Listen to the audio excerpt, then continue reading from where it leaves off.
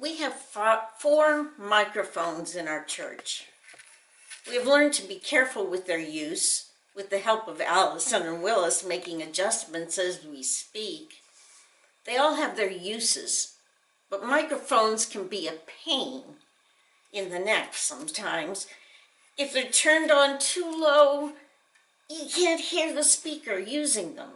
And if they're turned on too high, we get all kinds of pops and squeals, echoes and squeals that make us plug our ears, wanting to keep the noise out. Sometimes I just want to turn off all the mics and speak with my own voice. But then people with hearing deficits, do not reap the benefits of a well-spoken sermon. And so we adjust as well as we can and keep them on the same settings, for that seems to work best in our church. So the message will come out undistorted. It's obvious why we have 4 mics instead of 1. The mics have different purposes. We have 2 wireless mics that can be used anywhere in the sanctuary. At the same time, we have a stable mic at the podium so that we can put our materials down and have some hands-free. But then I want to be able to look everyone in the eye when I speak, meaning I have to turn my head, sometimes walk around a bit, go away from the podium to tell a story, find a variety of ways that I can tell the story and get the message across. So I have a lapel mic. But all of the voices I just mentioned need to come out of the same speaker. So we use all 4 mics and make adjustments as necessary. Now the Gospels are all telling us the same story, telling it in ways that their readers can hear. But as Jewish writers, they all use the same 4 strands. Each strand is represented by our mics. Preachers in the 20th and 21st century Western churches have tended to distort the message, the whole point of the Gospels. The mics are adjusted to the wrong levels so that the sound comes out distorted. So we need to deconstruct the message in order to hear it right. In first century Judaism, the stories made perfect sense. All 4 strands were heard equally, and they told the story of how God became king of this world. Now, I'd like to say that the Mennonite church has a less distorted message than some churches because our original Anabaptist forefathers insisted they get the message right and be unswerving in their demands that the message be followed. But that message has been distorted. And now that Mennonites are thoroughly a part of the world around them, we certainly have gotten some problems in our interpretation of the Bible as well. And I repeat what I said last week. This is not just about this congregation.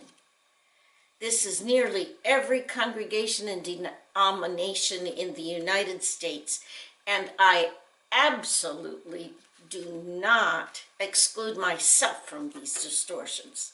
So when I say we, I do mean all of us. I just happen to be the one up here speaking. Now, starting next week, I will use the Gospel of John to help us make sense of all the strands that need to be heard in our microphone. And I will also use the other Gospels as reference points to help us see those strands in every story. This week, I would like to explain the 4 strands.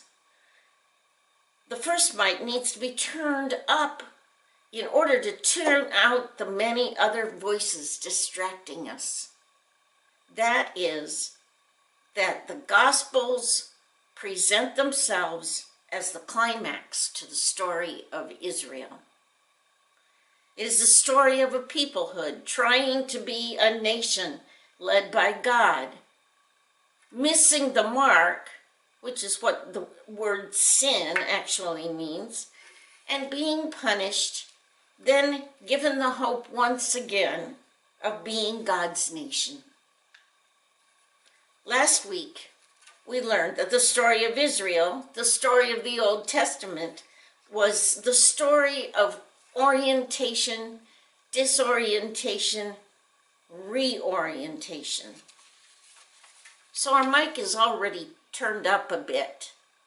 Many churches don't read the Old Testament at all. We have at least had a little peek into the Jewish world of our faith, where our faith came from. Now we'll get to understand the climax of that story. The second mic can get turned way too high, and all kinds of pops and squeals can come out of the speaker. With that second mic, the Gospels are telling us that the story of Jesus is the story of Israel's God as a human. From a 21st century Western perspective, of course, Jesus is God incarnate. But is he the God of Israel, or is he our God? Have we distorted God? Who is Israel's God, and what is he up to? Let's turn down the mic and get rid of the way that we distort the identity of Jesus. The third mic, the loudest strand of all, has been turned up dangerously high and distorted levels. The Gospels tell the story of the launching of God's renewed people. Now, this is the truth.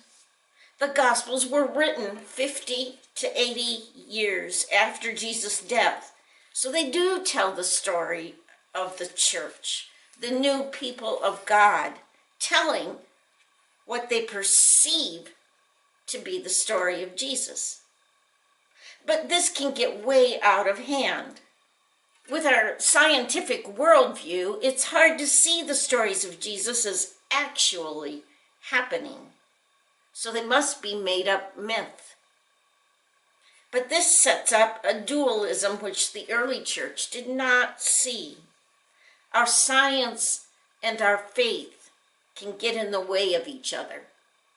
One part telling us that if it can't be proven that Jesus walked on the water or rose from the dead, it can't be true. The other part telling us that truth is more than what can be proven, or that we need to go about trying to find evidence to prove it, which is folly in the eyes of those questioning our faith as well as their own. They need a reason to believe, not proof that Jesus was real. And the Gospels, as they were told, have that reason. But intellectuals can end up saying that these stories had to do with what people in the early church thought had happened, and they happened to get them to believe. But they didn't really happen. But the first century world did not see it that way. The writers of the Gospels, the evangelists, were writing the biography of Jesus of Nazareth. They had a particular perspective and a particular reason for writing what they did. But then, all of history is only a half-truth. It can only be written from the perspective of the writers. In any event, within the story of the birth, life, teachings, and healings, trial, crucifixion, and resurrection of Jesus, something happened that launched a new way of being, thinking, behaving, and telling from believers, so that we know the Gospels are true. They're proven in the action of the believing community. The fourth strand that speaks its own voice consistently throughout all four Gospels is one that I think most of us would prefer not to hear. And that's the mic that's turned off, so we need to listen. Since we don't use that mic anyways, we might as well just put it in the closet. We don't like this voice. It makes us feel uneasy, even threatened by it. But we can't ignore it. Even if we turn off the mic, the voice is still there, loud and clear. This is the story of Jesus, told as the story of the kingdom of God clashing with the kingdom of Caesar.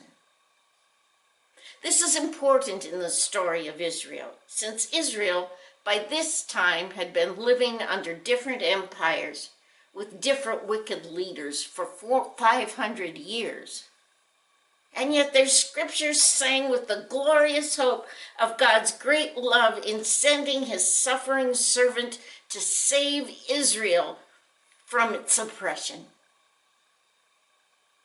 This was the story that God was in battle with the world's great empires, and in the end, it was God, belittled, betrayed, and crucified, who could win against these three beasts, these great beasts. So we study the book of John. And I will try my best to bring these four strands together, turn on all four mics, and get the volume adjusted just right. Those four strands, and I will repeat them here, will give us a new story. These are the strands. What happened in Jesus is the climax to the story of Israel. It is the story of the incarnate God of Israel. The Gospels are told about, by and about the launching of God's new community. And it is the story of Israel's God contending with Caesar, the Roman God, and winning. And as we keep working on this, it's my hope that we will find a new and refreshing story coming out of our speakers, one that is kind to our ears and speaks directly to our hearts. And if we listen correctly, we will find ourselves caught up in God's reign, seeing it in this world every day of our lives.